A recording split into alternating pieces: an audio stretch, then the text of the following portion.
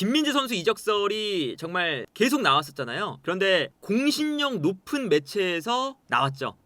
르키프는 아무래도 파리 생제르맹 소식만 따져도 가장 이제 공신력이 높은 매체고요. 심지어 르키프의 어떤 기자냐? 로익 탄지. 가장 공신력이 높은 기자입니다. 근데 이 로익 탄지가 어떤 기사를 썼냐면 현재 파리 생제르맹의 이적 시장에서 수비수를 원하고 있습니다. 그런데 이 중에 김민재 선수가 있거든요. 파리 생제르맹이 일단 첫 번째로 노리는 선수는 벌리의 막심 에스테브입니다. 이 막심 에스테브가 어떤 선수냐면 프랑스 연령별 대표팀에서 올라오는 선수예요. 파리 생제르맹의 기조 자체가 기본적으로는 젊고 완전 월드 클래스보다는 매우 유망한 선수를 데려와서 이제 경쟁력이 있는 팀을 만드는 게 이 팀의 목표고, 그게 성공을 했죠. 이번에 두에, 바르콜라, 네베스, 이강인, 비티냐 다 그런 이제 나이가 어리고 미래가 창창한 그런 선수를 영입을 한 거였거든요. 그래서 그때 나왔던 게 배고픈 선수를 원한다 이런 거라 지금 어린 선수들을 노리고 있어요. 그리고 심지어 프랑스 국적의 선수다 보니까 현재 막심 에스테브를 파리 생제르맹이 매우 원하고 있습니다. 그리고 에스테브의 지금 영입 경쟁자는 크리스탈 팰리스입니다. 크리스탈 팰리스 같은 경우에는 게이가 떠나면 에스테브를 영입하려고 하고 있기 때문에,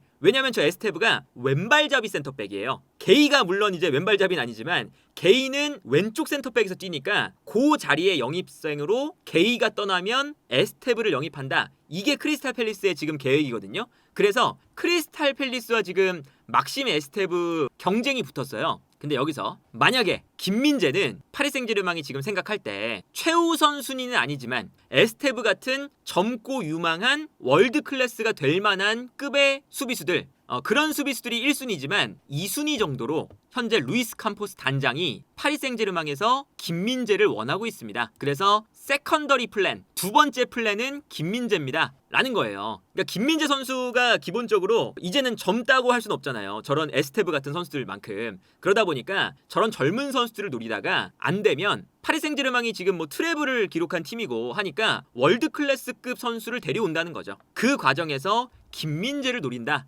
라는 거고요. 근데 이제 여기서 중요한 건 에스테브를 노리는 것과 김민재를 노리는 것이, 일단 에스테브는 왼발잡이 센터백이니까 약간 왼쪽이거든요. 물론 오른쪽에서 뛸 수 있긴 해요. 그런데 에스테브가 아니라 김민재라는 건 그럼 김민재를 어떤 자리에 쓸까? 요게 이제 궁금해지는 거죠.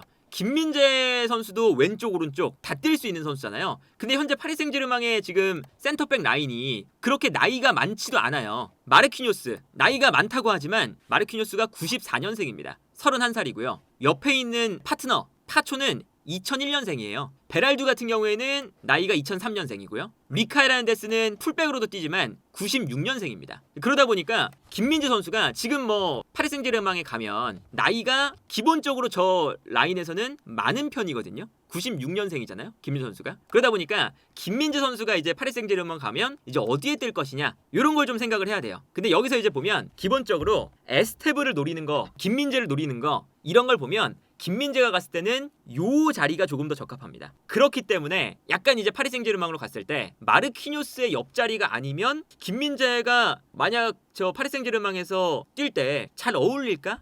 라는 건 있어요. 어떤 거냐? 물론요 마르키뇨스 자리에서 뛸 수 있습니다. 근데 기본적으로 파리 생제르맹의 전형 자체가 공격을 할 때 하키미가 올라가요. 하키미가 이렇게 직선적으로 올라갈 때도 있고요. 하키미가 안쪽으로 들어와서 공격형 미드필더처럼 뛸 때도 있죠. 그러면서 마르키뇨스, 파초, 멘데스가 이렇게 3백이 됩니다. 그러면 김민재 선수가 만약에 온다 라고 했을 때 현재 바이에른 뮌헨에서 뛰고 있는 요 자리, 바이에른 뮌헨도 자연스럽게 3백 만들잖아요. 그리고 김민재 선수에게 3백을 만들 때 3백의 가운데 배치를 하거든요. 그래서 요 자리에 배치가 되는 거, 이게 아마 가능성이 매우 높고요. 그리고 이제 이 3백을 만들다가 이 자리가 이제 어떤 자리냐면 멘데스도 사실은 공격성이 매우 높은 선수예요. 그러다 보니까 멘데스가 올라갑니다. 근데 멘데스는 보통 이렇게 오버래핑도 하지만 멘데스가 약간 안쪽으로 들어올 때도 있어요. 그래서 멘데스가 어쨌든 올라가면 비티냐가 내려오거나 아니면 파비안 루이스가 공격형 미드필더 자리에 있다가 내려옵니다. 이렇게 3백을 만들어요. 어떻게든 3백을 만드는 팀이 파리 생제르맹입니다. 그래서 엘리케 감독이 이 3백 구조를 집착에 가깝게 생각을 하거든요. 3백을 만드는 걸. 근데 여기서 때에 따라서 멘데스가 올라갔는데 파비안 루이스도 공격을 하고 있고 비티냐도 위쪽에 있는 경우가 있어요. 그러면 파초가 기본적으로 커버 범위가 굉장히 넓어요. 마르키뇨스 쪽보다 파초 쪽이 커버 범위가 더 넓은 쪽에 속합니다. 그래서 저 파초 쪽에서 실수가 꽤 나와요. 파초가 이제 우리가 챔피언스리그만 봐서 챔피언스리그에서 파리 생제르맹이 잘하니까 잘하는 것만 봤는데 리그왕에서의 경기나 이런 걸 보면 워낙에 저 넓은 공간을 커버하다가 실수가 조금씩 나오기도 하고 그래서 저 자리에 실수가 좀 많은 파초가 아니라 베랄두가 나오는 순간 저기가 완전 약점이 됩니다. 베랄두가 저 공간을 커버하다가 실수가 되게 많이 나와요. 그러다 보니까 뭐 에스테브를 원하는 거나 김민재를 원하는 거. 아무래도 김민재 선수도 오른쪽 센터백에서도 뛸 수가 있지만 왼쪽 센터백에서 보통 김민재 선수가 많이 뛰었잖아요. 그러다 보니까 저 파초의 자리에서 김민재와 파초를 번갈아 가면서 쓸 수 있겠다. 그리고 베랄두가 이제 아무래도 패스가 좋은 선수인데 베랄두는 기본적으로 약간 수비력이 좀 약합니다. 그래서 실제로 베랄두가 나왔을 때는 그냥 베랄두만 공략할 때도 있어요. 그리고 여기에 더해서 파초가 아니라 요 자리에도 김민재를 또 쓸 수가 있는 거죠. 요 자리는 이제 어떤 자리냐? 아까 이제 3백이 만들어지잖아요. 3백이 만들어지면 앞쪽에서 눌러주는 거예요. 그래서 멘데스와 마르키뇨스가 파초보다는 조금 더 위쪽에서 상대를 압박하거든요. 요런 형태예요. 그리고 이제 아무래도 멘데스는 빨리 내려오는데 이제 3백을 만들고 있으니까 수비가 돼요. 하키미는 내려오는 게 좀 늦을 때가 있어요. 그러면 아예 마르키뇨스가 측면 공간까지 다 커버할 때도 있고요. 심지어 이런 3백을 만들기 위해서 마르키뇨스를 오른쪽 풀백으로 기용한 적도 있습니다. 때에 따라서 그때는 이제 어떻게 이제 기용을 했냐면 하키미를 쉬게 해줄 때 아예 마르키뇨스를 오른쪽 풀백으로 기용을 해서 여기에 뭐 예를 들면 베랄두다 이렇게 되면 자연스럽게 멘데스를 아예 올리고 반대로 3백스 이런 식으로도 했던 적이 있어요. 기본적으로 마르키뇨스가 저 하키미가 없는 그 공간을 좀 커버하는 역할을 맡기거든요. 그러다 보니까 김민재 선수가 하키미가 올라갔을 때나 아무래도 이제 하키미가 너무 공격적으로 올라가니까 그 공간을 커버하는 그런 역할 플러스 앞쪽에서 압박하는 역할 요런 것에서 김민재 선수가 충분히 활약할 수 있는 일단은 뭐 엘리케 감독이 워낙에 뭐 공격적인 전술을 쓰니까요. 공격적인 전술을 쓸 때 앞쪽에서 눌러주는 역할로 김민재를 잘 활용할 가능성도 높아 보인다. 그리고 여기에 대해서 엘리케 감독이 어떻게 생각할지는 모르겠지만 김민재를 만약에 파리 생제르맹에 쓴다. 그러면 방향 전환에 대한 것도 좀 생각을 할 거예요. 김민재 선수의 장점이 올라가서 막 좁은 공간에서 막 짧은 패스 주고받고 그런 유형의 선수는 아닙니다. 그런 걸 잘하진 못해요. 근데 김민재 선수의 장점은 롱킥, 롱패스 이게 정말 정확한 선수입니다. 그래서 나폴리에서도 김민재 선수의 롱패스를 활용을 많이 했었고 바이에른 뮌헨에서도 김민재의 롱패스를 많이 쓰거든요. 그래서 뒤에서 두에 흐비차 혹은 올라오면 멘데스나 키미 좌우 측면을 기본적으로 파리 생제르맹은 넓게 쓰는 팀이에요. 방향 전환을 빨리빨리 하는 게 파리 생제르맹의 주된 공격 과정이거든요. 그래서 이제 실제로 비티냐가 내려와서 비티냐가 볼을 잡은 다음에 롱킥 빨리빨리 전환 계속 전환하면서 공간을 넓게 쓰고 거기서 스피드 빨리 침투하는 거 이런 것들이 파리 생제르맹의 가장 큰 강점이잖아요.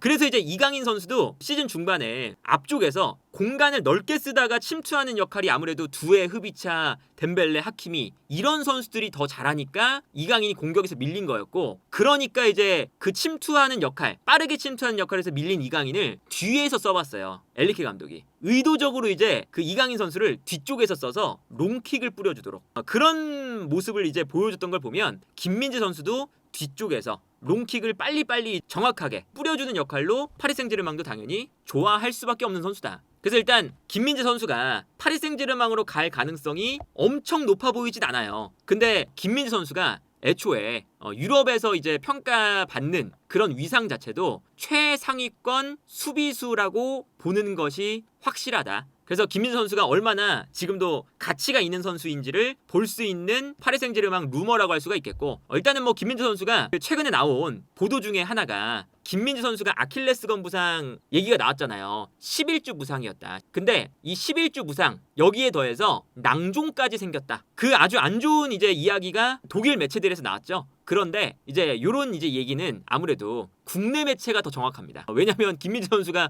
국내에서 지금 진단을 받고 한 거니까 국내 매체가 더 이제 정확하잖아요. 낭종은 발견되지 않았다. 아킬레스건 염증만 있대요. 근데 낭종이 아예 없었냐? 그랬던 건 아니라고 합니다. 그 낭종은 김민재의 발에서 낭종이 발견되었던 건 사실이다. 근데 이 낭종이 있었던 시기는 지금이 아니라 과거에 발견이 됐다. 4월에 발생했다예요. 4월. 근데 이 4월이 어떤 기간이냐? 우리가 계속 이야기가 많이 나왔던 도르트문트전 실수. 정말 그 중요했던 기간. 인터밀란과의 챔피언스리그 1, 2차전. 이런 것들이 있었던 그 기간이거든요. 그러니까 그 기간에 김민재 선수가 아킬레스건 염증이 있는 상태에서 낭종이 발생하는 게 부상이 있는데 부하가 발생하면 낭종이 생긴대요. 그러니까 아킬레스건을 참고 계속 뛰니까 낭종이 생긴 거죠. 그래서 김민재가 왜 저때 도르트문트전에 점프를 제대로 못하고 뭐 인터밀란전에 여러 가지 얘기 나왔잖아요. 왜 라우타로에게 왜 제공권에서 지냐. 그 이유가 낭종까지 있었기 때문이었다. 그래서 이제 김민재 선수가 얼마나 지금 아주 어려운 상황에서 이번 시즌을 치렀는지를 알 수가 있고